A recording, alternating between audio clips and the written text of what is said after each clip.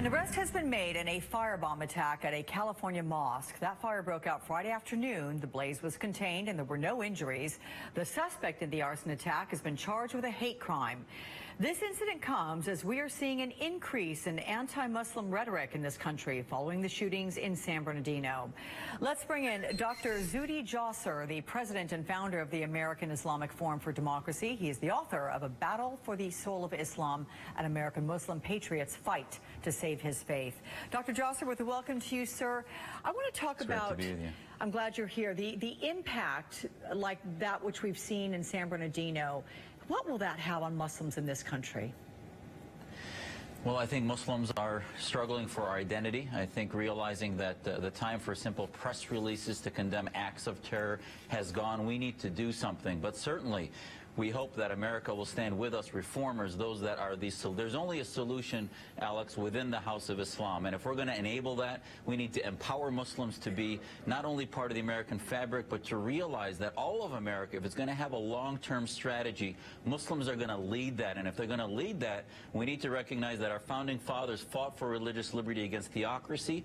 And if Muslims are going to do that, we can't allow bigotry against Muslims to dominate the conversation in America. You know, I was going to say, in the wake of the San Bernardino shootings, the leader of a local mosque there in Riverside, I believe, called for the people at the mosque to do more, to volunteer in the community, to give back even more, which I thought was an extraordinary step. But let's talk about, in the wake of the attack, presidential candidate Donald Trump called for a, quote, complete shutdown of Muslims entering the United States until our country's representatives can figure out what is going on. How have those comments affected the Muslims in America?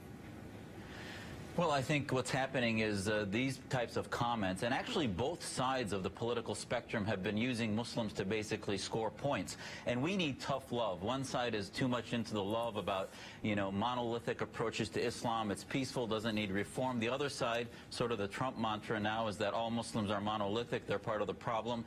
And what that does, Alex, it's complete surrender to the narrative of Islamism from ISIS, from Saudi Arabia, from Iran, from the Muslim Brotherhood, that they dominate what Islam is, versus that America can be that solution, that Muslims that are warriors for reform. We have a Muslim reform movement that's bipartisan. The Boston Globe just wrote an editorial about our work. It is from Europe, Canada, America. It's not about politics. It's about uniting behind a declaration that we're against the caliphate, we're against the Islamic State, we're for the equality of men and women. We recognize, Alex, that these are the root causes of radicalization, and we can no longer, as Muslims, just say that we're against the act of terror, but we have to look at the root causes. And as long as the narrative is dominated by folks without a strategy, who are just about pandering, like Mr. Trump, or even the left, with Hillary, and not approaching it from within, we're going to not get to a long-term strategy in this problem.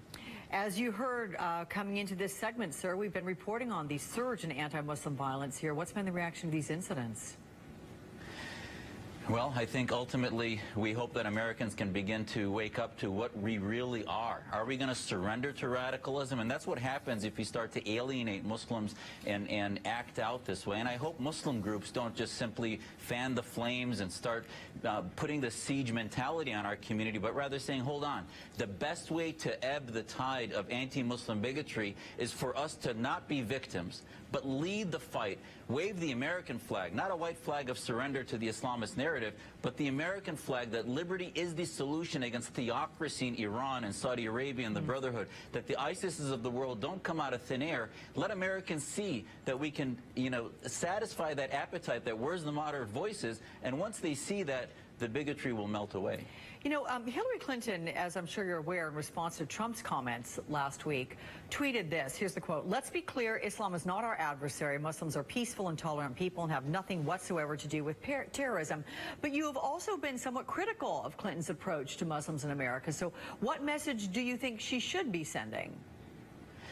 Well, I think, again, her message is monolithic. It doesn't allow us to recognize that Islam is in that time of history where we have to push back against theocracy. So I'd rather hear her say Islamists are the problem, but Muslims and Muslims who embrace the declaration of our reform movement are the ones that are part of the solution. So we can thread that needle just like our founding fathers did. And presidential candidates should project a strategy of what they're going to do in the long term, and she's not doing that. I mean, she's mentioned jihadists, so why not say the jihadists are the problem, Islamism and theocracy is the problem, but Muslims that believe in the Western experiment of universal human rights are the solution. So we can take sides within the House of Islam instead of lumping all of Islam as theocrats and we're not going to offend them, when in fact, when she does that, just as the Boston Globe pointed out, you alienate the very moderates that you need to fight this fight. Dr. Zuhdi Jasser, many thanks for your time, sir. Much appreciated. Thank you. Appreciate it. In our next hour, how students from China are becoming a boon for